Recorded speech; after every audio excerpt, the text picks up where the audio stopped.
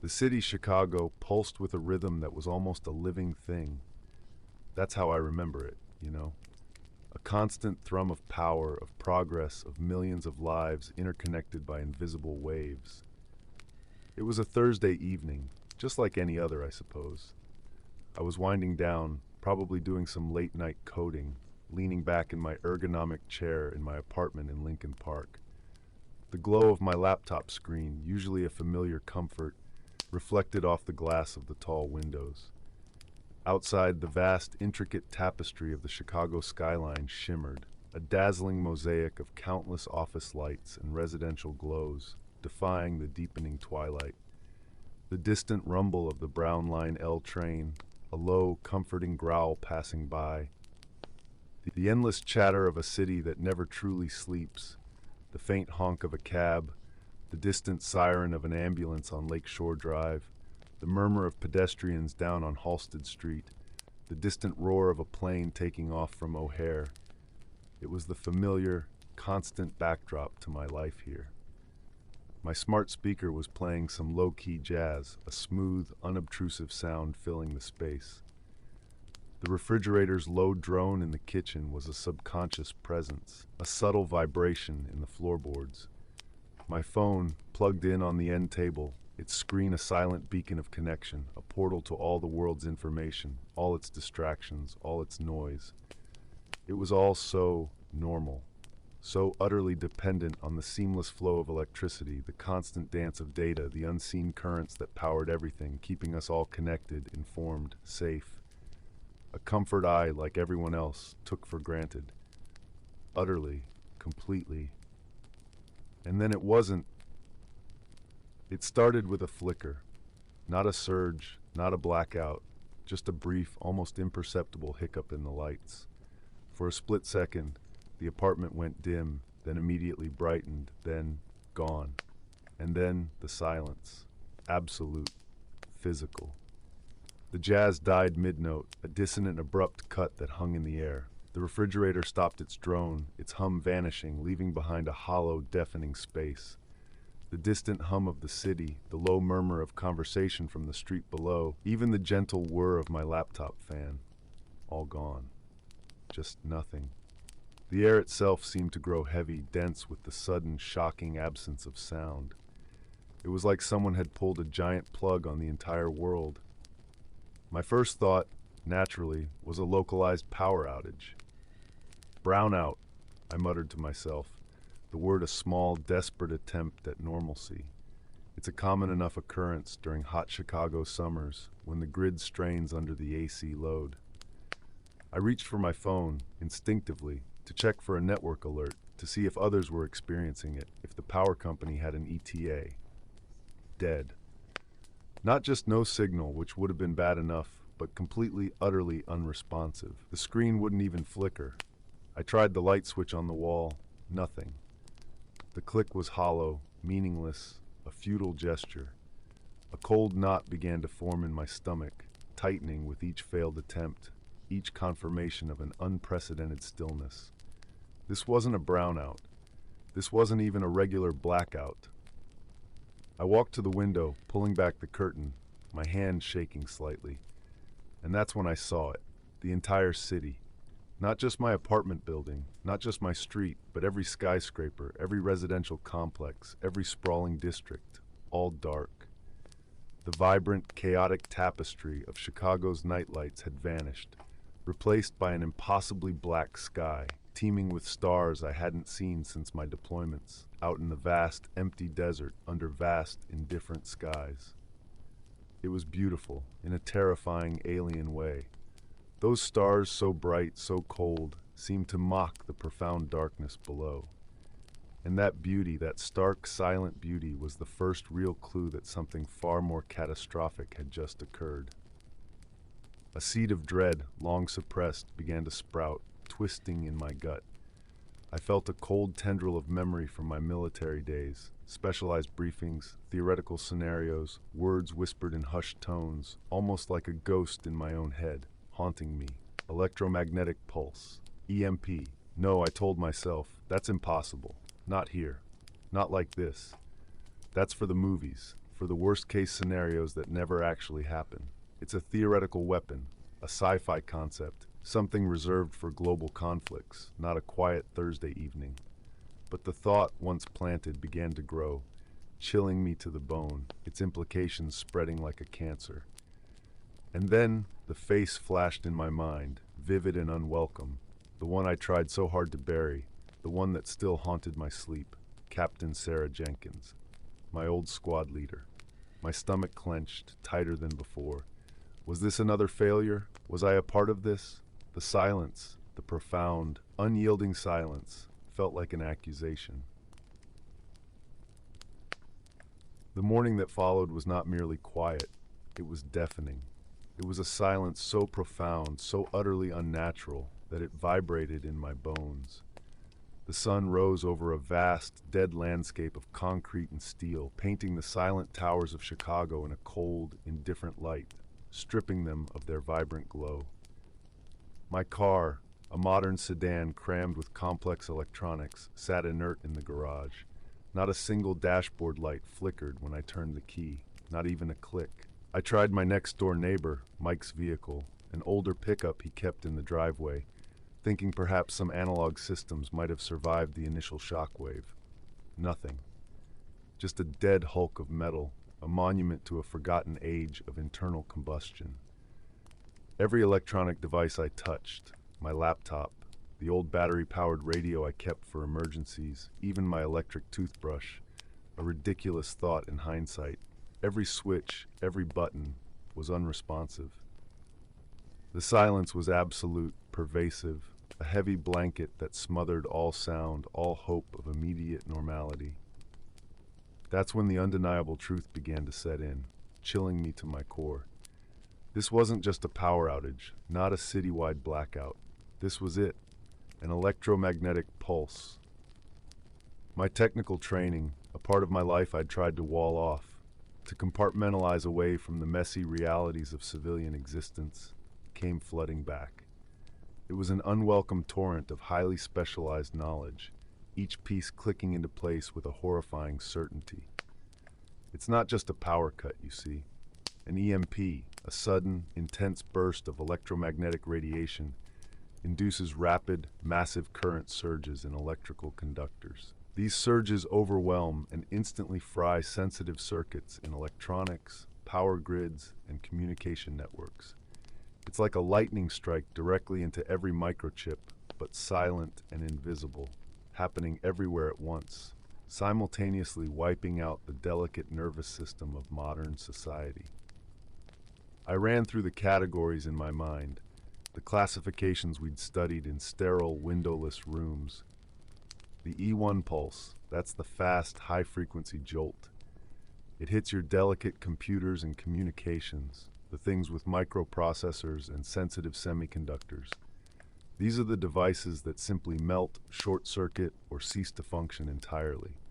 Your cell phones, your laptops, your car's onboard computer, the intricate networks that power ATMs and traffic lights. They just die. Then there's the E2 pulse, a little slower, more like a natural lightning strike. It affects power lines, circuit breakers, and protective equipment. This is where you get secondary damage, fires, localized grid failures, cascades of failing infrastructure. It's the kind of thing that sends fire trucks screaming. Only now, the fire trucks wouldn't start. And finally, the E3 pulse, the long duration one. This is the truly insidious part. It induces massive, sustained currents in vast conductors like the national power grid itself, the long transmission lines that snake across states.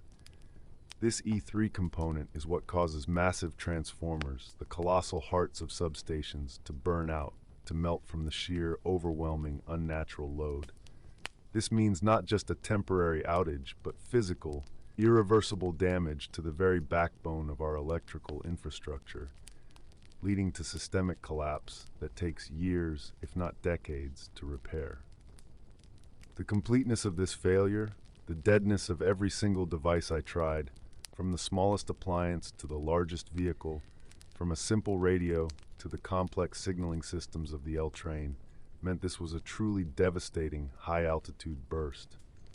A space-based event, perhaps, or a high-altitude atmospheric detonation, ensuring maximum widespread coverage, hitting an entire region, maybe even a continent. The sheer scale, the lack of any partial function. The way the L train sat frozen on its tracks overhead like a rusty, archaic relic, its lights dark, its metal cold, the unlit signs of every building, from the Hancock Center to the smallest corner store, confirmed it wasn't just a typical solar flare, which typically has more localized and varying effects, less complete destruction. No, this was systemic. This was targeted.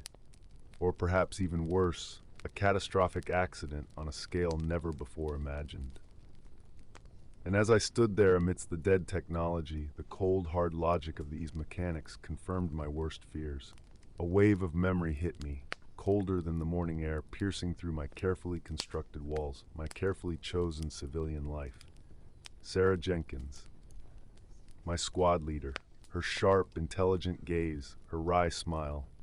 A mission years ago, classified overseas. I was part of a signals intelligence unit. My job was comms, filtering the noise, providing the critical intel. There was a critical delay on my end, a subtle misread signature in a data stream, a moment of hesitation under immense pressure. It led to a tactical miscalculation, a tragic loss of life, including hers. I'd lived with that failure, that knot of guilt, ever since, retreating into civilian tech, a world of clean code and predictable systems, as a kind of penance, a way to avoid any more real-world consequence, any more blood on my hands. And now, the entire world was silent, mirroring my own past, validating my deepest fears about technology's ultimate fragility. But it also threw my own failure back at me, magnified 1,000,000 times. What good was my knowledge now, if I couldn't even save myself, let alone anyone else? It was a low point, seeing all my cynical predictions come true, yet feeling utterly useless, trapped in my own head with my ghosts. I finally ventured outside my building. The streets of Lincoln Park were usually bustling, filled with joggers, dog walkers, delivery trucks. Now they were a strange tableau. Cars, parked haphazardly, were dead. Traffic lights were dark, making intersections silent, dangerous free-for-alls. People milled about, their faces a mixture of confusion, fear, and a dawning, terrible realization. Some were frantically pressing buttons on their dead phones, holding them up to the sky as if searching for a mythical signal. Others just stood, staring blankly at the dark buildings, their eyes wide. I heard whispers, confused shouts, desperate calls for emergency services that would never come. Mike, my neighbor, stood by his truck, slowly opening and closing his hood, his usual cheerful demeanor replaced by a baffled frown. He looked at me, bewildered. "Alex, what the hell is going on? The whole city's out." The sheer helplessness of it all was overwhelming. We were cut off, no news, no emergency services, no outside help. Just us, millions of us, in this vast, dead city, abandoned to the consequences of something we didn't understand, couldn't fight, and couldn't escape. The silence was global, absolute, terrifying. 2 days had melted into an indistinguishable blur since the EMP, since Chicago went silent. The city, once vibrant and alive, was now a monument to a past era, covered in a pervasive, oppressive quiet. It was a silence so profound it seemed to press in on your eardrums, broken only by the occasional distant shouts, the low murmurs of confused crowds, or the desperate, sharp clang of something breaking, the sound of chaos attempting to find a rhythm. My apartment, which had felt like a refuge, was beginning to feel more like a tomb, each passing hour making its walls feel thicker, more isolating. I kept running through the mental checklist: food, water, first aid. My hand-crank radio still stubbornly silent, mocking me with its uselessness, a constant reminder of how truly cut off we were. The simple things, the ones you never think about: running water, electric lights, a working toilet, fresh food from the grocery store, suddenly loomed large, terrifyingly complex challenges that had once been effortlessly handled by the invisible hum of power and the unseen network of pipes. I'd forced myself to venture outside, cautiously, twice that day. The initial quiet confusion of day one had morphed into something far darker, more desperate. Shops were shut, their electronic locks useless, and many already showed signs of forced entry, their windows shattered, glass crunching underfoot, interiors ransacked. ATMs were dead husks of metal, utterly useless, a mocking symbol of the wealth they once held. The immediate need for essentials was becoming palpable, a gnawing hunger in the air that seemed to feed the growing tension. I could feel it, like static electricity, thick and oppressive, ready to spark into violence at any moment. People were gathering in larger, more agitated knots, their voices hoarse from shouting questions into the void, their eyes wide with fear and growing anger, some already accusing. Rumors like wildfire consumed every conversation. Foreign invasion, specific terrorist groups, some whispered of a biological attack, a plague that had wiped out the rest of the world and left only us, isolated in a dying city. Each new rumor, a tiny barb of paranoia, driving wedges between people, turning neighbor against neighbor, twisting fear into outright suspicion.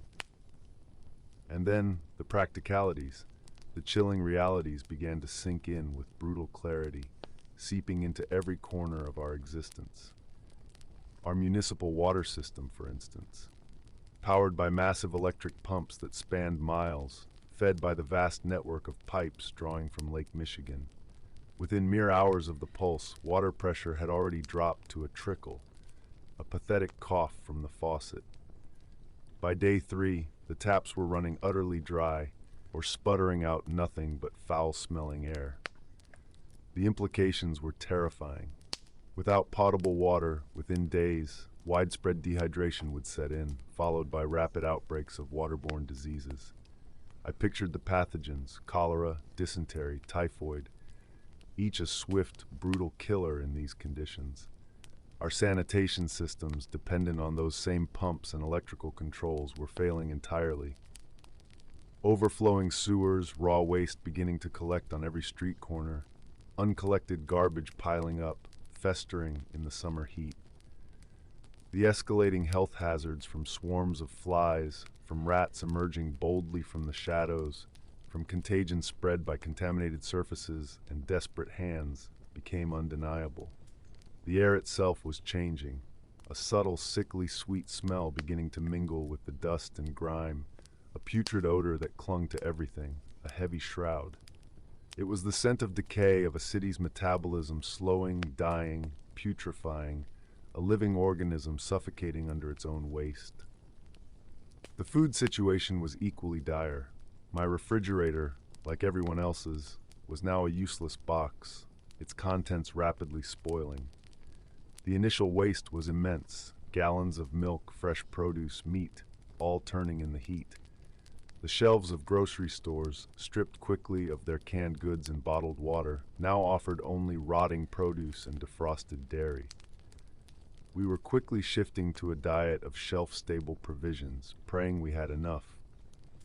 As I surveyed the growing confusion and the rapid physical decay, I saw her again, an elderly woman, her face etched with confusion and a deep-seated fear, wandering aimlessly down the hall on my floor.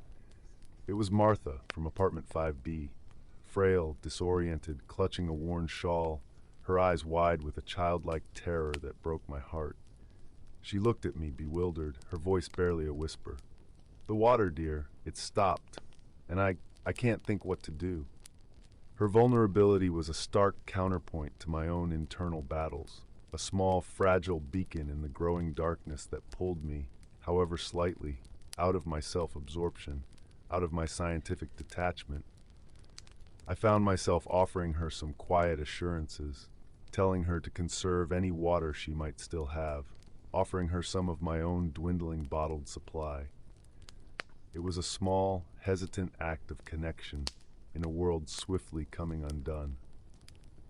My stomach churned with a familiar unease, a reluctance to take charge, to to accept responsibility for anyone else's fate, a memory of Sarah's trust in my failure.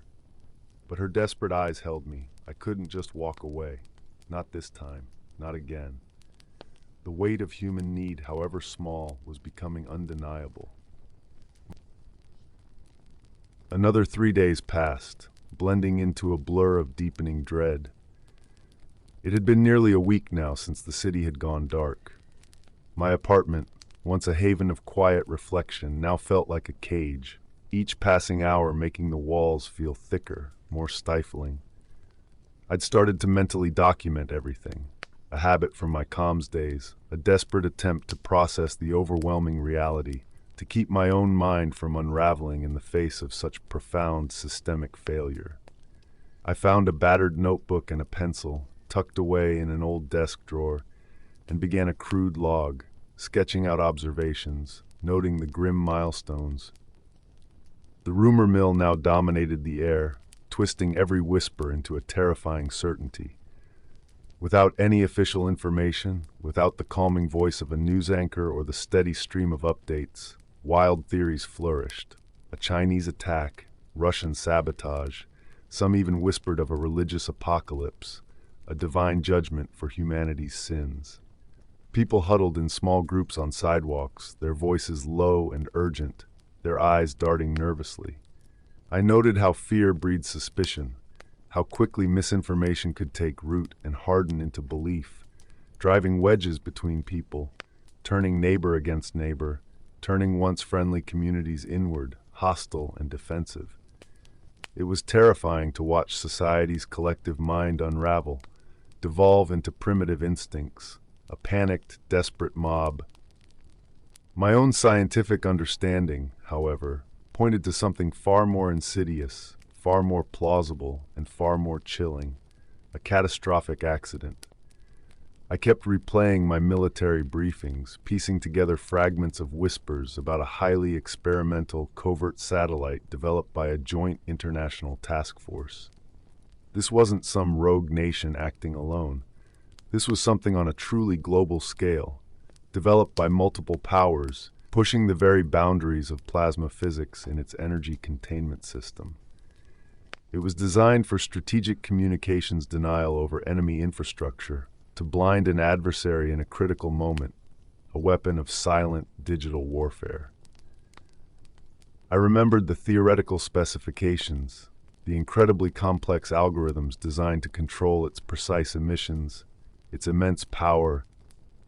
What I deduced, with a cold, unyielding certainty, was that an unforeseen and unique pattern of solar activity, not just a standard solar flare, which are common and usually cause minor disruptions, but a specific, extremely rare resonance with orbital debris, had triggered a cascade failure in its experimental energy containment system.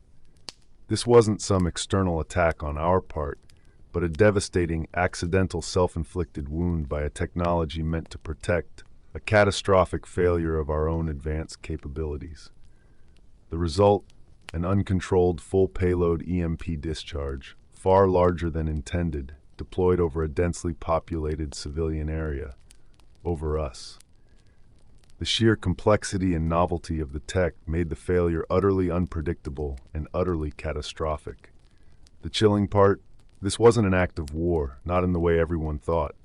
It was a catastrophic failure of our own advanced technology, a technological hubris laid bare. And the inherent secrecy surrounding such advanced, untested technologies meant official explanation would be impossible, ensuring no one would ever truly know the truth, further fueling public paranoia and despair. The invisible nature of the threat was its most terrifying aspect. There's no smoke, no fire, no physical destruction initially, nothing tangible to fight directly, no enemy lines to cross. Just a silent killer, invisible, pervasive, affecting the very fabric of our digitized world. This unseen enemy bred a unique kind of terror, a profound helplessness I hadn't felt since Sarah. I observed how quickly trust eroded. Neighbors who once chatted amiably now eyed each other warily. Small groups formed, tightly knit and suspicious of outsiders, their faces hard and defensive. The city was splintering, not just into dark zones, but into distrusting human islands, isolated and vulnerable, each group a tiny fortress. My own cynicism was validated, but it was a grim, hollow victory. I witnessed a tense exchange near my building. A young man, clearly desperate, attempting to trade his wedding ring for a bottle of water, his face a mask of pleading, his eyes hollow. The palpable desperation, the predatory glint in the eyes of others watching, sizing up the transaction. It was a stark lesson in value redefinition, a brutal negotiation of human dignity against basic survival. My own dwindling supplies weighed heavily, forcing me to confront the moral dilemma of whether to help or to simply observe. That familiar paralysis, tied to Sarah's memory, still held me, whispering, "Don't make it worse. Don't fail again. Just stay put." I hated that whisper. Another 2 days had passed, stretching into what felt like an eternity since the initial flicker, since Chicago went silent. It had been roughly 10 days now, though time had become a fluid, meaningless concept, marked only by the rising and setting of the sun and the deepening shades of decay. My apartment, which had felt like a bunker, a refuge from the chaos outside, was now a constant reminder of my inaction, a self-imposed prison. The mental strain of constant awareness, of listening to the sounds of a dying city without intervening, was immense. My guilt over Sarah and my past inaction resurfaced with an overwhelming force, a constant whisper of, "You failed then, you'll fail now." I questioned my own courage, my own moral fiber. What was I doing here? Just observing? Just a witness to collapse? The inactivity was maddening, but moving felt like an even greater, unquantifiable risk. Every decision now felt like a life-or-death gamble, every step into the unknown. The medical nightmare was undeniably deepening, metastasizing across the city. I started seeing the first clear, undeniable signs of widespread disease. It wasn't just the sporadic illnesses anymore. It was a tide. Not only waterborne illnesses from contaminated standing water, dysentery, cholera, their names whispered in hushed, terrified tones, but infections from minor cuts and scrapes, unchecked by antibiotics or clean supplies, turning into gangrene. Respiratory illnesses, too, the result of poor hygiene and crowded makeshift shelters. I understood, medically, what this meant. Our vast hospital networks, once bastions of healing, were now without power for ventilation, sterile environments, or climate control for patients and staff. They were becoming death traps, places of despair, not healing, filled with the dying and abandoned. I could hear, in the distance, the chilling sounds of desperate, uncontrollable coughing echoing off the silent buildings, the occasional wail of a child, or worse, the unnerving silence from structures that once buzzed with life, now surely holding only the dead. The specific vulnerability of the elderly and the very young was becoming brutally apparent. They were the first to suffer, the first to disappear, their bodies, if found, quickly discarded. The collapse of sanitation was equally devastating and far more visible now. Overflowing sewers, raw waste collecting in putrid pools on every street corner, uncollected garbage piling up, festering in the summer heat, a grotesque smelly mountain.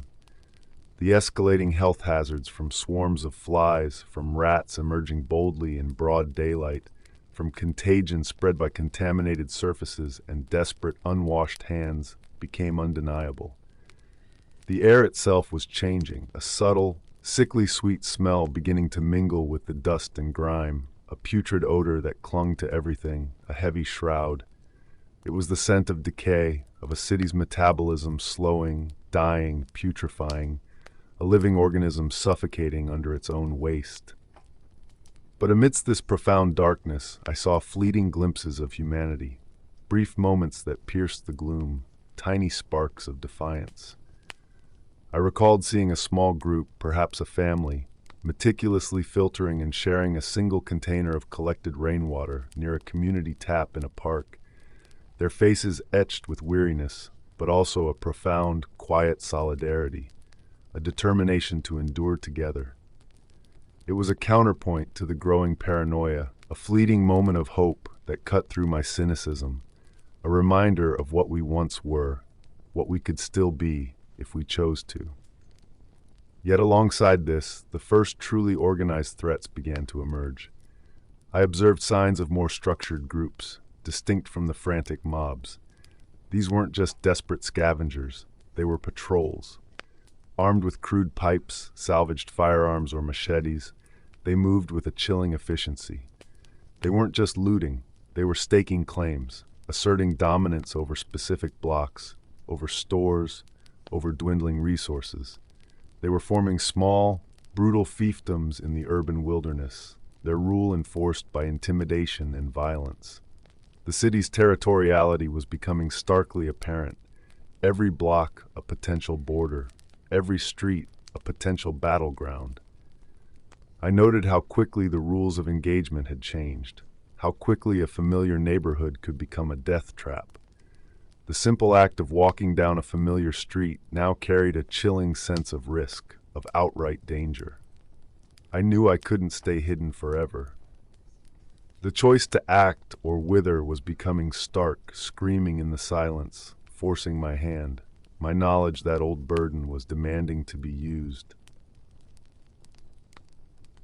It had been nearly a week and a half since the world went silent, since the great hum of Chicago died. The days had blurred into a monotonous cycle of desperate scavenging and constant vigilance, each sunrise bringing a renewed wave of exhaustion and dread. My internal battle between the duty-bound impulses of my military training and the profound post-Sarah cynicism that had become my shield reached a crescendo. The specialized knowledge I possessed about communications, about survival tactics, about resource management could be vital. But the suffocating fear of repeating my past failure, of leading others to ruin, was a paralyzing weight, a constant whisper in the back of my mind. I kept seeing her face, hearing the fragmented comms, feeling the bitter taste of helplessness, telling myself I couldn't trust my own judgment, that I was a liability, that inaction was the only way to prevent more harm. The psychological toll on people was becoming terrifyingly clear, a slow-motion unraveling of the human spirit. I saw it in their eyes, in their twitching movements, the frantic searching that never ended, the hollow stares that spoke of a broken inner world. The rise of paranoia and irrationality was undeniable, a contagious disease spreading faster than any virus. Individuals who once seemed perfectly stable, perfectly normal, were cracking under the strain, their minds snapping like overloaded circuits. I overheard desperate whispers, fragments of conversations about hallucinations, about seeing things that weren't there, about hearing phantom voices, about government conspiracies, about a world gone mad. I witnessed sudden, inexplicable outbursts of anger or profound despair, people weeping openly in the streets, others turning violent at the slightest provocation. The very fabric of their sanity was fraying, unraveling like a cheap thread, revealing raw, primal fear, a stark reminder of how fragile we truly are, even beyond the technology that defined us. How quickly order can descend into madness, how easily a mind can break under sustained, unimaginable pressure. My mind, however, kept dissecting the practicalities, trying to find a foothold in the chaos, a single problem I could solve, a single thread I could pull. The science of survival, particularly food, became an obsession. We needed calorie-dense, shelf-stable foods, the kind that could last without refrigeration. I ran through the calculations in my head: protein requirements, carbohydrate sources, vitamin deficiencies. The challenges of finding protein sources, with refrigeration gone, were immense. Canned goods were quickly depleted, and hunting in a concrete jungle was a grim, inefficient prospect. I observed the early, desperate efforts at makeshift cooking on sidewalks, using scavenged wood and debris as fuel, the smell of wood smoke replacing the city's electric hum, a primitive signal of survival. I considered the bleak reality of future foraging, of hunting for meager scraps in a concrete jungle, a prospect both absurd and terrifying. Then I saw her again. A woman younger than me, perhaps early 30s, moving with a focused, methodical determination through the desolate streets, a woman who didn't seem to have the luxury of despair. Chloe. She was carefully sifting through debris near a collapsed telecom tower, not just looking for anything, but specific components, wires, circuit boards, with a clear purpose, her movements precise and efficient. She wasn't scrambling or panicked like others. She was calculating, almost surgical in her search, her face set in a grim, unwavering line. I observed her from a distance, her quiet efficiency a stark contrast to the surrounding panic, her determination a silent rebuke to my own inaction. Her resilience, her quiet competence, offered a challenge to my own self-pity, a spark in the darkness. I felt a strange, unfamiliar tug, a desire to understand what drove her, what kept her so singularly focused in this madness. And then, the ultimate realization hit me, a cold wave washing over me. The initial hope for a quick return to normalcy was dead. This wasn't a temporary setback. This was our reality now. The feeling was chilling, absolute, settling in my bones like the cold of a Chicago winter. I knew with a certainty that both terrified and galvanized me that I could no longer be a passive observer. The guilt was still there, a constant ache, a phantom limb of my past, but it was now competing with a nascent sense of responsibility, a desperate need to try and make a difference, however small. I had to step out of the shadows. I had to try. It was day 7. The weight of my past, the constant shadow of Sarah, was still heavy, a leaden cloak on my shoulders, but a new resolve was stirring within me, like cold steel hardening. The internal debate, which had raged for days, finally quieted.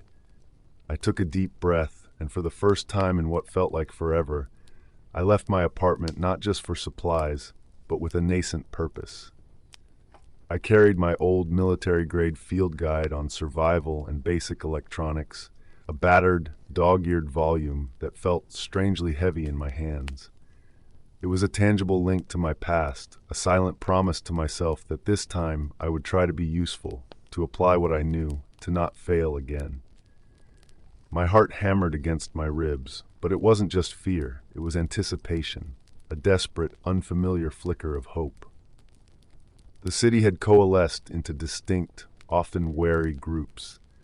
The scattered, desperate individuals of the first few days were largely gone, either assimilated or vanished.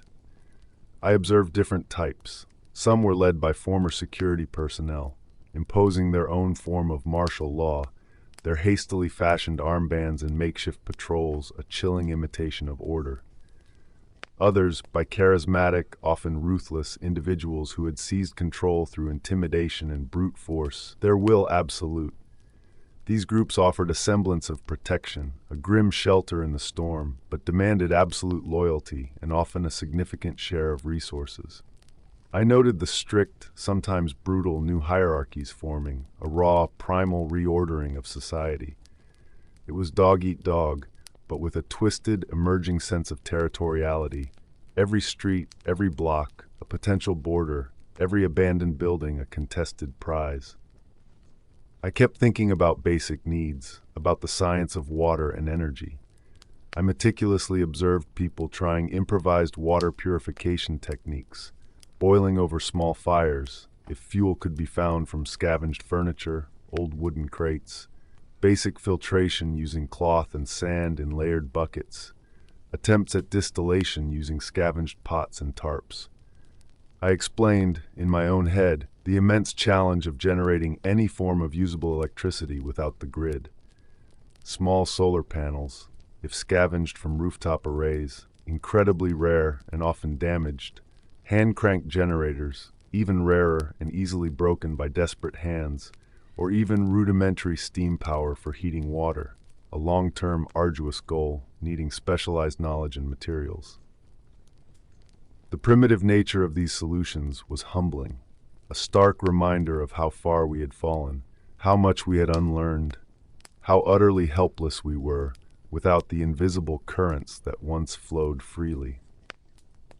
The dangers of scavenging for specific parts were immense. A wrong turn, a missed glint of crude weapon could mean the end. That's when I saw her again, Chloe. This time our paths intersected directly near what used to be a large electronics store downtown, its windows shattered, its interior picked clean. She was focused, pragmatic, not interested in small talk, but in solutions. Her eyes, though tired, held a fierce intelligence. She was clearly assessing the debris, looking for specific components, wires, batteries. She knew exactly what she needed. I took a risk, approaching her slowly, hands visible. I offered a piece of advice based on my military knowledge about how to safely dismantle a large, high-voltage transformer from a derelict power substation a few blocks away for its copper wire, knowing it held invaluable conductors for improvised circuits, if someone could get to it. She paused, her gaze sharp, assessing me, not just the information, her eyes wary but curious, sizing me up. I could see the calculation behind them. She accepted it, a curt nod, and through her actions, through the way she moved with a desperate urgency, I began to understand her motivation. She was desperately looking for medical supplies, specifically insulin, for her younger brother, Leo. He was diabetic, and his supply was dwindling fast, a ticking clock against their lives. This revelation deepened her character, making her actions intensely relatable and tragic, a desperate gamble for family, for survival against impossible odds. Her quiet determination, her fierce love for her brother, resonated with me, echoing my own buried sense of responsibility, pushing me to confront my own self-pity, to see a path beyond my own paralysis, a chance to finally make amends for my past failures, to not stand by uselessly again. These interactions were tentative, fragile. The underlying suspicion was always present, a thin shield between desperate people, a necessary defense in this new, brutal world. But the dire need for shared knowledge and resources sometimes, just sometimes, overrode it. I found myself drawn to Chloe's quiet strength, her practical resolve, a stark contrast to my own past of doubt and inaction. My conscience, long dormant, began to stir, telling me this was a chance to make a difference, to perhaps finally get it right. Our alliance was born not of trust, not yet, but of a desperate, mutual need. We had a common enemy, the silence and the unforgiving reality it had brought. 2 more days had crawled by, each one heavier than the last, since I'd made the conscious decision to step out of the shadows to try and help Chloe. It had been roughly 9 or 10 days now, since the pulse, since Chicago had vanished beneath a blanket of silence. The weight of my past, the constant phantom presence of Sarah, was still heavy, a leaden cloak on my shoulders. I still questioned if I was truly capable of leading or even contributing meaningfully, without repeating my mistakes, without bringing disaster to those I tried to help. My mind kept replaying that mission, that crucial error, a loop of self-recrimination. But now, it felt less like punishment and more like a lesson I was being forced to learn, a brutal and immediate education, with Leo's fading eyes as my textbook. The rising tide of disease was now undeniably the city's greatest killer. Mass graves hastily dug, poorly managed, often just large pits near parks, marked by crude wooden crosses or nothing at all, were becoming a grim, common sight. The desperate cries of the sick, the chilling sounds of makeshift funerals, muffled weeping, quiet prayers filled the air, a constant reminder of the unseen enemy that was far more deadly than any gang. I explained to myself, as if journaling aloud for some future historian, the compounding factors. The contaminated water from breached pipes and stagnant pools, the utter lack of hygiene as human waste accumulated, the rotting garbage everywhere, and the complete absence of medical intervention. Hospitals were already filled with the dead, their supplies looted or spoiled. The city was rapidly becoming a charnel house, a grim testament to our vulnerabilities, a place where the simple flu could be a death sentence, where a minor cut could turn septic and kill within days. The evolution of conflict was equally stark. The initial frantic scavenging had given way to organized, violent control. Fights between groups were no longer just random skirmishes over food or water, but calculated battles over strategic locations, over perceived territory, over anything that offered even a sliver of advantage. A defensible building, a hidden stash of supplies, a working well. The use of crude weapons, pipes, salvaged firearms, machetes, even sharpened rebar was becoming common, and petty warlords were emerging, their power dictated by brute force and control over a few precious resources. Their patrols were chillingly efficient, their rules absolute, often enforced with summary violence. I recalled seeing a violent clash over a small, seemingly functioning well near an old fire station, a desperate struggle for a few gallons of clean water, the sheer ferocity of the struggle chilling me to the bone. The primitive, brutal nature of humanity laid bare, raw and unforgiving, a stark mirror of civilization's rapid unraveling. My understanding of Chloe continued to deepen, and with it my commitment. I saw her quiet resolve, her internal anguish, the silent battle she faced for Leo, wasting away slowly, his small body growing weaker with each passing hour. Her relentless quest for insulin was heartbreaking, consuming her every waking moment. She had been a nursing student. I gathered from her desperate, methodical searches for medical texts, for any remaining pharmacy, for any sign of viable medicine, any hope. This deep love, this fierce determination to save her brother, inspired me, forcing me to confront my own self-pity, to see a path beyond my own paralysis, a chance to finally make amends for my past failures, to not stand by uselessly again. I felt an undeniable pull, a responsibility growing in my chest. The unavoidable truth settled over us like a shroud. We were truly alone. No government, no rescue. The silence from the outside world was absolute, suggesting either a wider catastrophe or a deliberate, chilling abandonment. This truth was terrifying, but also, in a strange, bleak way, liberating. It stripped away all illusions, leaving only the raw, brutal reality of survival. And for the first time, I felt a flicker of hope that perhaps, this time, I could make a difference, however small. Perhaps I could rewrite my own ending, not for Sarah, but for Leo, for Chloe. And that hope, however fragile, spurred me towards a dire choice. We needed that insulin. And the only place we knew for sure had it, or might have it, was deep in Victor's territory, a place bristling with armed men and lethal intent. The risk was almost suicidal, but Leo's life and Chloe's desperation left us no other option. It had been over 2 weeks now since the blackout, days blurring into a relentless cycle of desperate scavenging and constant vigilance. My mindset had irrevocably shifted.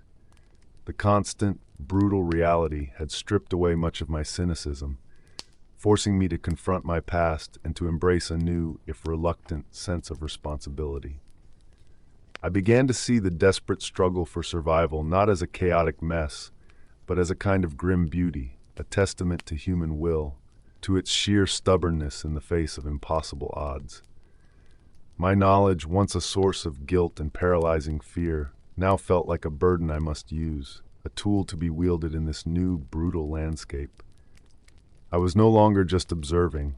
I was deeply, viscerally involved, my hands dirty, my heart pounding with a purpose I hadn't felt in years. A new kind of duty born from desperation and a fragile, burgeoning hope. My focus turned to the meticulous search for specific resources that would be useful in an EMP aftermath. The kind of things that might give us a fighting chance. Copper wire salvaged from gutted buildings, powerful magnets ripped from dead machinery, old battery cells harvested from defunct vehicles, components from defunct electronics for improvisation, for building rudimentary circuits. I explained, mostly to myself, the basic physics of creating rudimentary power sources or communication devices from these scraps, the principles of electromagnetism, the simple mechanics of a circuit. It was a dangerous game, scavenging in abandoned buildings, avoiding the predatory groups that now roamed the streets, their hunger for resources matching their hunger for power. Each raid was a calculated risk, a gamble against hunger and violence, and the ever-present threat of a new armed warlord, a new petty tyrant claiming territory and resources. The full manifestation of human paranoia and desperation was terrifying. I recalled witnessing an individual, driven mad by fear and hunger, attacking others without provocation, his eyes wide and vacant, muttering incoherently about phantom voices or government conspiracies. I noted the extreme psychological fragility, the way minds snapped under unimaginable pressure, the way the thin veneer of civilization crumbled to reveal the raw, primal instincts beneath. I heard the desperate, delusional promises people whispered to each other about external help that will never come, about food drops that were myths, about a return to normal that was impossible. It was a stark reminder that the mind, too, could break, just as surely as a circuit board, leaving behind only echoes of sanity. Our small, informal group around Chloe and Leo grew slightly, attracting other desperate but resourceful individuals, drawn to the promise of knowledge and protection. There was David, a quiet, resourceful auto mechanic who seemed to know how to fix anything mechanical, a wizard with dead engines and salvaged parts, his skills invaluable in a world without mechanics. And Laura, a former teacher, whose calm demeanor and gentle storytelling soothed the child, reminding us of a different, kinder world, a world we might never see again. I saw the nascent formation of trust, a fragile, hard-won commodity built on shared risk and mutual need. We were a makeshift family, bound by desperation, but also by a quiet, fierce hope, a shared determination to survive.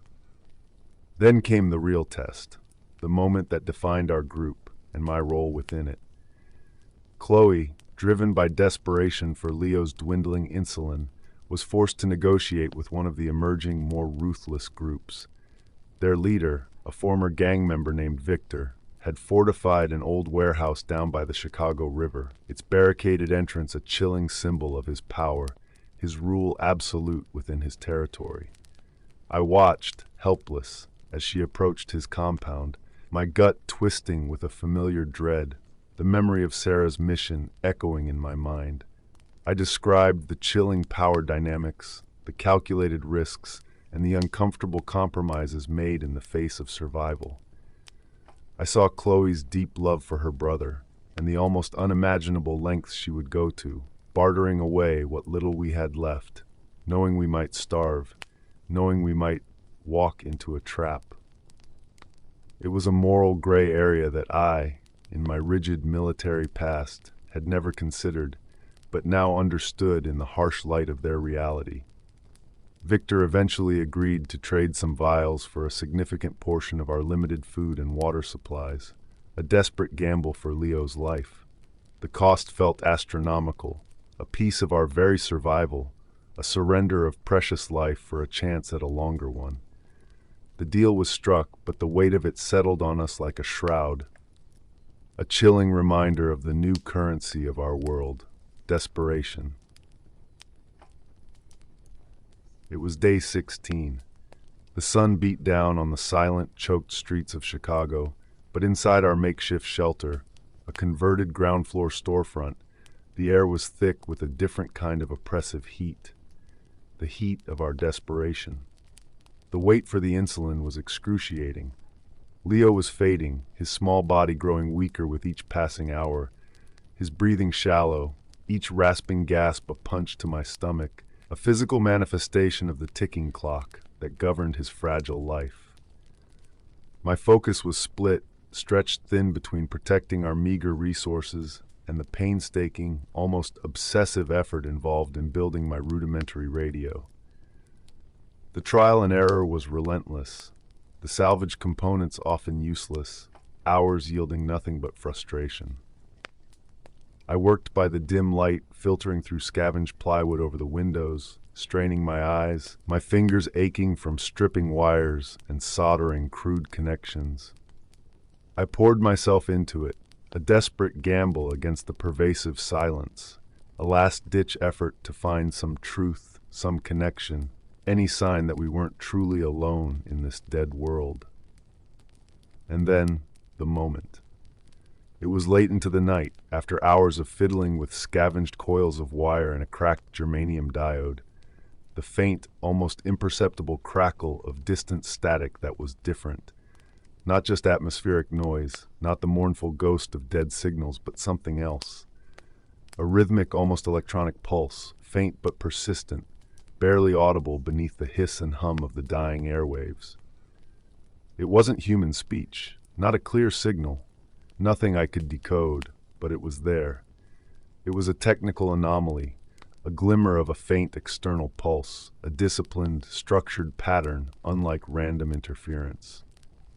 I explained to myself, as I hunched over my crude receiver, the immense difficulty of picking up such a signal in a dead world, the precise scientific conditions needed, the sensitivity of the antenna, how even minute changes in atmospheric pressure or geomagnetic activity could affect it, masking such a weak signal. But it was a whisper from beyond the void, a ghost in the machine that still lived, somewhere out there, a fragile heartbeat in the silence. The significance of this signal was immense. It could be a remnant, a ghost of a deeper infrastructure that survived in a shielded location, a hardened bunker somewhere, perhaps a military facility, or a desperate low-power beacon from elsewhere, from another pocket of humanity clinging on. It was a symbol, a tiny, fragile thread to a world that might still exist, a world that wasn't entirely dead. It validated my technical expertise, slowly eroding my self-doubt, proving that I wasn't entirely useless, that my knowledge still had purpose. It was a small victory, a spark in the overwhelming darkness, proving that not everything was dead, that hope wasn't entirely extinguished. Meanwhile, Chloe's quiet strength, her internal anguish, the silent battle she faced for Leo, was agonizing to witness. She returned from Victor's compound, her face etched with exhaustion, but also a desperate, fragile relief. She clutched the precious vials in her hand, her movements urgent. She administered the first dose of insulin, her hands trembling as she injected the precious fluid into Leo's frail arm. I watched her, heart in my throat, observing her relentless fight, and it slowly, profoundly reawakened my own capacity for empathy, connecting to my past trauma, but this time with a chance to act differently. I felt a deep personal stake in their survival, a fierce desire to protect them, not just observe, not just fail again. Hours passed. We waited, desperately, for Leo to show signs of improvement, but his condition didn't improve, didn't even stabilize. He remained weak, his breathing still shallow, his small body barely responding. And then a chilling realization hit me, a cold dread creeping into my bones as I watched Chloe administer the second dose. The insulin Victor gave her, the vials we'd paid so dearly for, they looked slightly off. I remembered details from medical briefings, the specific labeling, the stringent refrigeration requirements for insulin. These vials, now in the dim light, were discolored, slightly cloudy. The liquid inside was subtly murky, not the clear, crystalline solution it should have been. The truth slowly dawned on me, sickeningly. Victor had likely tampered with it, or worse, given her expired or inert vials, useless, inert solutions, knowing full well what he was doing. It was a cruel, calculated deception in a world without rules, a brutal demonstration of the depths of human depravity, a final, crushing blow of manipulation. My breath caught in my throat.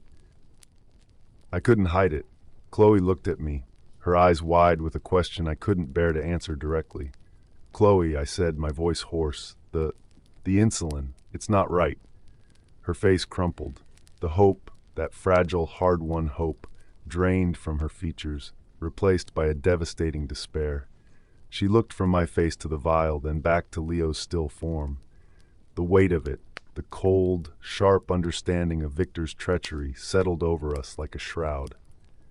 A profound sense of despair washed over me, cold and sharp. The cost of hope was devastating, paid for with the life of a child, paid for with our dwindling resources, and paid for with a piece of Chloe's soul. It's been over 3 weeks now, nearly a month since the silence fell. The bitter aftermath of Victor's deception was a brutal, scarring lesson we carried deep in our bones. Leo's decline, a slow, agonizing process, ended quietly, a gentle departure in the profound silence of our makeshift shelter. He just stopped breathing. Chloe's heartbreak, her fierce resolve finally broken, turned to a quiet, profound grief that was almost unbearable to witness. She sat with him for hours, long after his tiny body grew cold, a silent vigil in the dead city. But in that shared grief, a new kind of bond formed within our small group. It wasn't born of hope, not initially, but of a shared resolve to survive, not just for ourselves, but in defiance of such cruelty. A grim determination to build something real in this broken world, to ensure Leo's suffering wasn't entirely in vain. My own profound shift was complete. The EMP, which initially validated my cynicism and pushed me further into reclusion, had paradoxically forced me to confront my past. Sarah's death, the crushing weight of my perceived failure, now fueled a new purpose, a driving force that resonated with an almost unbearable clarity. I couldn't save everyone, I knew that. The scale of this disaster was too vast, the destruction too complete.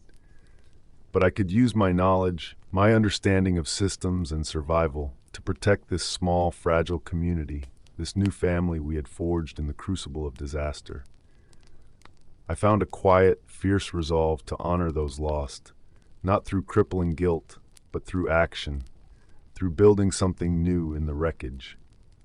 I was no longer just documenting.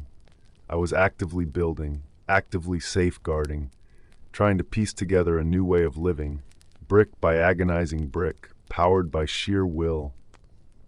The road ahead is long, arduous. Generations, I think, it will take to rebuild even a fraction of what was lost. We are relearning basic metallurgy, trying to cultivate food without machinery, rediscovering forgotten skills, adapting to a primitive existence in the shadow of fallen giants. I contemplate the eventual reemergence of power, perhaps localized, small-scale grids built from salvaged components, from old car batteries hooked up to scavenged solar chargers, powering a single lamp, a single tool, a single radio. I speculate on how the world will re-establish communication, perhaps through hardened fiber optic cables laid by hand across vast distances, or new, resilient forms of radio that ignore the electromagnetic chaos, but it will be a monumental task. The scientific challenges are immense, but not insurmountable. Humanity's capacity for innovation, for adaptation, is remarkable, a stubborn flicker of genius even in the deepest dark. The silence is still here, pervasive and profound. The silence of dead machines, of a world severed from its own voice, its constant hum replaced by the rustle of leaves and the distant, unfamiliar cries of wild animals reclaiming their domain. The lights of Chicago, once a dazzling roar, are now just a memory, a haunting outline against the night sky, a skeleton of former glory, stripped bare. But in that silence I continue my vigil, my hand on the crude radio I built, listening for that faint, pulsing signal. It's still there, intermittent, elusive, a tangible link to something beyond our immediate struggle. It's not a promise of rescue, not in the way we once understood it, not a cavalry charge, but a symbol of possibility, of a world that somehow endures, a quiet heartbeat on the airwaves, a reminder that life, however tenuous, continues. My purpose now is clear. I am not just telling a story. I am crafting a survival guide, a testament to what happened, and a quiet promise for what might yet be. The future is unwritten, forged in the ashes of the silent fall, a testament to the unyielding human spirit. I have found my purpose, not in technology itself, which ultimately failed us, but in the fragile, fierce connections forged in its absence, in the raw, enduring power of human will, and the faint, persistent whisper of a signal that connects us to an unseen world. The chilling quiet remains, but now it's also punctuated by the quiet pulse of my own enduring hope. And I continue to listen. I will always listen.